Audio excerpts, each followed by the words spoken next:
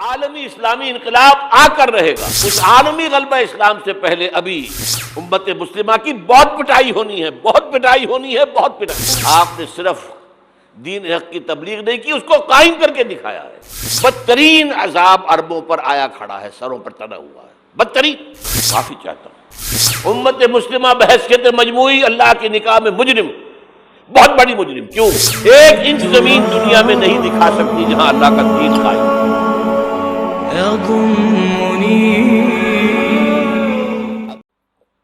اب نوٹ کر لیجئے، یہ کتابیں اگر آپ پڑھنا چاہیں تو کتاب الملاحم میں پڑھیے۔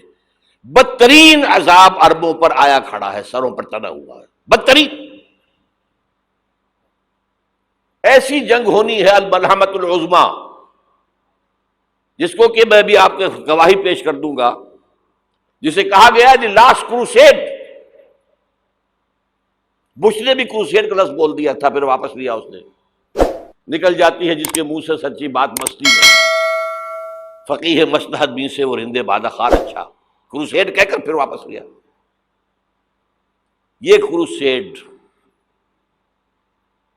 اس کے اوپر جس قدر نقصان ہونا ہے عربوں کا، گریٹر اسرائیل بنے گا، یہ عراق، شام، اردن، سعودی عرب کا کچھ شمالی علاقہ، ترکی کا جنوبی علاقہ، مصر کا صحرائے سینا، اور اس کے ساتھ ہی جو بہترین اس کا زرخیز ترین علاقہ ڈیلٹا آف نائل، یہ سب یہودیوں کے قبضے میں جائیں گے۔ اس کو حدیث میں کہا گیا الملحمۃ العظمیٰ۔ عیسائی 80 علم لے کر ہے مسلمانوں تم پر حملہ آور ہوں گے، اور ہر علم کے نیچے 12,000 فوج ہوگی، 9.5 لاکھ فوج۔ یہ نیٹو کی تیاری کس کے لیے ہو رہی ہے؟ جب یو ایس ایس آر کا خاتمہ ہوا تو پوچھا گیا تھا نیٹو چیف سے، اب کس لیے؟ تمہارا وہ دشمن تو ختم ہو گیا، اب ہمیں اسلامک فنڈامنٹلزم سے نمٹنا ہے۔ وہ جانتے ہیں خطرہ یہی ہے، اب اسلام ابھر سکتا ہے، مسلمانوں کے سینوں کے اندر وہ آگ ہے، اوپر خاکستر آ گیا ہے، تم کو اٹھانا بیٹھنا، یہ اندر تو انگارہ ہے، اوپر سے راکھ ہے، اس سے دھوکہ نہ کھا جانا ان کے دلوں کے اندر۔ اور بش نے کہا تھا مسلمان چاہتے ہیں کہ ہسپانیہ سے لے کر انڈونیشیا تک نظام خلافت قائم کریں، اور میں حیران ہوا تھا کہ اس کمبخت کو ہسپانیہ کا خیال کیسے آ گیا؟ ہمیں تو کبھی آتا ہی نہیں، اب ہم تو بھول گئے، وہ تو 500 برس پرانی بات ہے جبکہ وہاں سے ہمیں نکال دیا گیا تھا۔ اگرچہ اقبال نے کہا تھا ہے ارض فلسطین پہ یہودی کا اگر حق، ہسپانیہ پر حق نہیں کیوں اہل عرب کا؟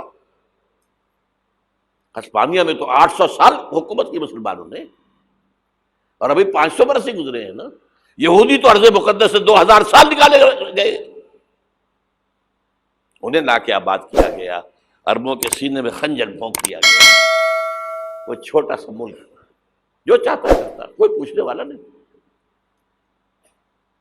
امریکہ جیسے اپنے بیٹے کی حفاظت کرے ویسے کرتا ہے اس کی۔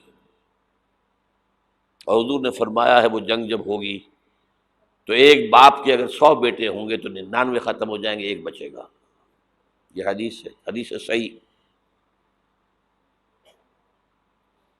اور آپ نے فرمایا ویل للعرب من شر قد اقترب، عربوں کے لیے ہلاکت ہے، عربوں کے لیے بربادی ہے اس شر سے جو قریب آ چکی ہے۔ اور آج جس طرح انہوں نے ان کی تہذیب کو اختیار کر لیا ہے، دبئی جا کر دیکھیے، بدترین مغربی معاشرہ جو ہے وہ دبئی کے اندر ہم نے قائم کر کے دکھا دیا۔ اب سعودی عرب اس راستے پر بڑھ رہا ہے۔ لیکن میں اس کے وہ پہلی بات جو کہہ رہا ہوں وہ تو یقینی ہے، اس میں تو احادیث صحیحہ موجود ہے۔ اگرچہ اس کے بعد پانسا پلٹے گا، پھر حضرت مہدی کا ظہور ہوگا، حضرت عیسیٰ کا نزول ہوگا، اور وہ گریٹر اسرائیل گریٹر گریو یارڈ بنے گا یہودیوں کا، ایک ایک یہودی قتل ہوگا اور دفن ہوگا۔ یہ بات میں ہونا ہے، میں پہلی بات میں فرض کر رہا ہوں۔ وہ پانسا پلٹے گا جب پلٹے گا، ابھی جو سامنے ہے وہ کیا ہے؟ جس ملحمۃ العظمیٰ کہا حضور نے، جسے آرمیگیڈون کہتے ہیں عیسائی، آرمگیڈون کی اگر کہیں جا کر آپ دیکھیں گے، آپ ڈکشنری میں مانی تو کیا لکھا ہے؟ A very big war which will be fought between the forces of evil and good before the end of this world.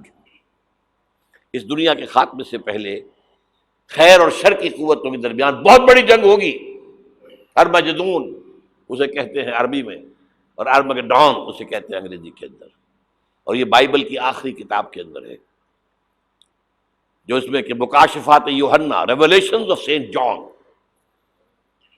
یہ تو میں کہہ رہا ہوں یقین کے ساتھ، اور زیادہ دور نہیں ہے، آیا چاہتا ہوں.